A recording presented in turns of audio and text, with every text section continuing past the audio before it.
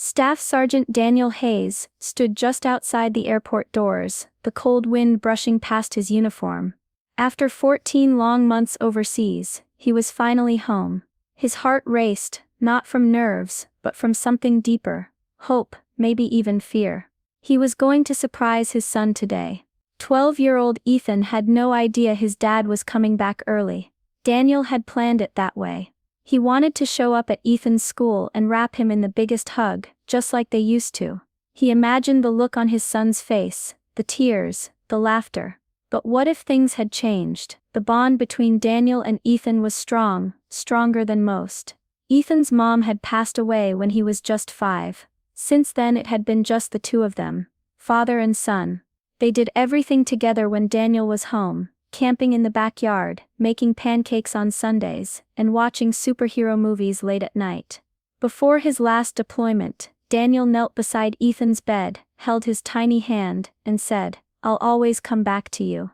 Ethan had nodded, tears in his eyes, clutching the dog tag his father left him. Now, standing in his hometown again, Daniel held that same hope close to his heart. No matter how much time had passed, he prayed nothing had changed between them. He was about to find out, one moment at a time. Daniel walked carefully through the school's front doors, trying not to draw too much attention. The office staff smiled warmly as they helped him plan the surprise. They told him Ethan would be in the cafeteria for lunch. The cafeteria buzzed with noise, kids chatting, trays clattering, and the hum of everyday school life. Daniel's eyes scanned the room until he spotted Ethan. He was sitting alone at a small table, his shoulders slumped, poking at his food. No one was sitting with him. Daniel's heart clenched. Was this really his son? The boy he loved so much, sitting all alone? Then Daniel stepped forward and called out softly, "Ethan." The room seemed to fall silent for a moment. Heads turned, some kids smiled, others whispered. Ethan froze, eyes wide with shock. Then, without warning, Ethan jumped up and ran toward his dad. His small arms wrapped tightly around Daniel's waist. Daniel lifted him up, spinning him around as tears welled in both their eyes. "Dad, you're really home," Ethan said, voice trembling.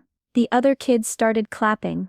Some pulled out their phones, recording the moment. Teachers smiled proudly from the sidelines. For a few minutes, the world outside that cafeteria didn't exist. It was just a father and his son, reunited after so much time apart. But even in this joyful moment, Daniel noticed something. Ethan's hug was tighter than usual. His arms trembled, and a shadow crossed his face.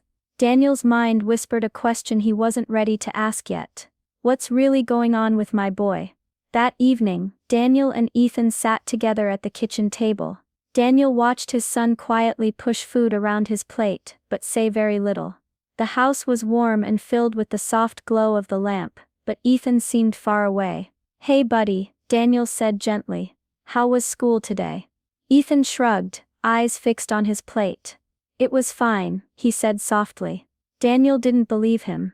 He knew his son well. He could see the worry hiding behind Ethan's tired eyes. Something wasn't right. Later, as Ethan went to his room, Daniel called after him. "If anything's bothering you, you can tell me. I'm here." Ethan didn't answer. Daniel sat alone in the living room, staring at the family photos on the wall, pictures of Ethan smiling, laughing, playing. But today's Ethan was different, quieter, more distant. The night stretched on, and Daniel's mind raced. What could be wrong? Was it just the long separation, or something more? He remembered the promise he had made before leaving, that he would always protect his son. But now, after all this time, Daniel wondered if his boy needed him more than ever. And maybe, just maybe, the hardest part of coming home wasn't the war. It was facing what Ethan had been through while he was gone. The next day, Daniel helped Ethan with his homework. As he shuffled through the boys' school papers, a small folded note slipped out from between the pages. Daniel unfolded it carefully. Written in shaky letters were words that broke his heart. "Loser, crybaby, army brat." Daniel's hands trembled. He looked up at Ethan, whose eyes were suddenly wet with tears. "Ethan," Daniel said softly, "who wrote this?" Ethan swallowed hard and looked down. "Some kids, at school. They don't like me because my dad's in the army. Daniel's chest tightened. He thought about the sacrifices he made overseas, and how hard it was being away from his son. But now, he realized Ethan was fighting a battle at school, one Daniel hadn't seen. They call me names. They push me. Sometimes, teachers just tell me to ignore it. They say I should toughen up. Ethan's voice cracked. Daniel reached across the table and took his son's hand. You don't have to go through that alone, he said firmly. Ethan nodded, but the fear didn't leave his eyes. One time, I pushed back. I got punished for it. Daniel's jaw clenched. The boy who stood up for himself was the one who got in trouble. The unfairness hit Daniel like a punch. His heart ached for Ethan's pain, but also burned with anger at how the school had handled it. For the first time, Daniel understood the battle his son had been fighting all alone. And now, he knew he had to do something. Not just for Ethan, but for every kid who felt alone like this. The next morning, Daniel went to the school with a heavy heart. He wanted answers. He asked to speak with the principal. Inside the principal's office, the man was polite but guarded. Ethan is a sensitive boy, the principal said. He doesn't always fit in with the other students. Sometimes, these things happen.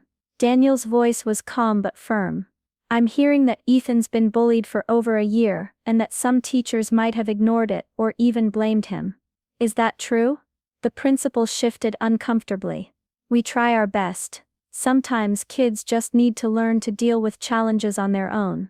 Before Daniel could respond, a teacher who had been standing nearby quietly pulled him aside. She spoke in a low voice. Some staff think Ethan gets special treatment because his dad is in the military. It's not fair to the other kids.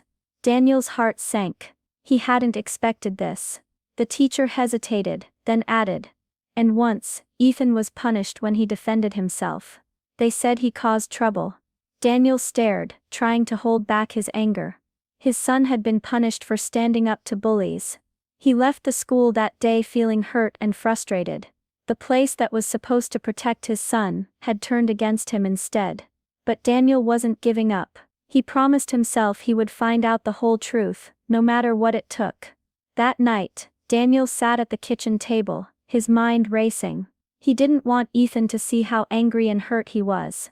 Instead, he stayed calm, holding his son close. But inside, Daniel knew things had to change. He began collecting proof, notes, messages from Ethan's phone, and even Ethan's secret journal, where the boy had written about the bullying.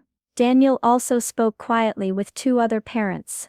Their children had been bullied too, but no one had listened. Daniel's anger grew, not just at the kids, but at the school itself. How could a place meant to protect children let this happen? He decided he would fight. Not only for Ethan, but for every child who felt scared and alone. Daniel reached out to a local veterans group and community leaders. Together, they promised to stand with him.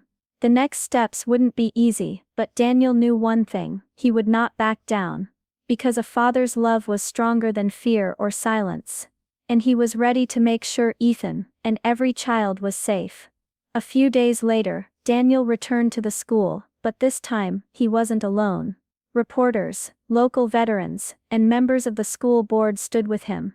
The small crowd gathered in the school auditorium, filled with parents, teachers and students. Daniel stepped up to the microphone, his voice steady but strong. My son Ethan has been bullied for over a year. He was punished for defending himself, and the school didn't listen. That has to end. The room was silent. One by one, others shared stories of being ignored or mistreated. The truth came out. Complaints had been made before but never taken seriously. Some teachers had looked the other way. The principal's face grew pale. Finally, the school board chair spoke. We are sorry. This school failed Ethan and many others. Changes will be made. The principal was removed from his position. A new policy was put in place to protect students from bullying, and teachers received training to recognize and stop it. At a special assembly, Ethan was called to the front. The new principal publicly apologized to him and promised the school would be a safe place from now on. Ethan stood tall, his eyes shining.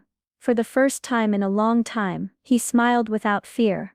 Daniel looked at his son, pride swelling in his chest. He knew this was only the beginning, but it was a start. They walked out of the school hand in hand, ready to face the future together. That evening, Ethan came home from school with a smile that lit up the whole room. For the first time in months, the weight on his shoulders seemed lighter. Daniel sat beside him on the couch, pulling out a small box. Inside was a simple dog tag, engraved with both their names and the words "Stronger Together." He gently placed it around Ethan's neck. Ethan looked up, eyes bright. "I'm proud you're my dad." Daniel's voice caught. "And I'm proud of you. You're braver than anyone I know." They sat quietly for a moment. The kind of quiet filled with love and new hope. The world outside might still be tough. But inside this home, they had each other. And that was enough. Because sometimes love and courage can change everything.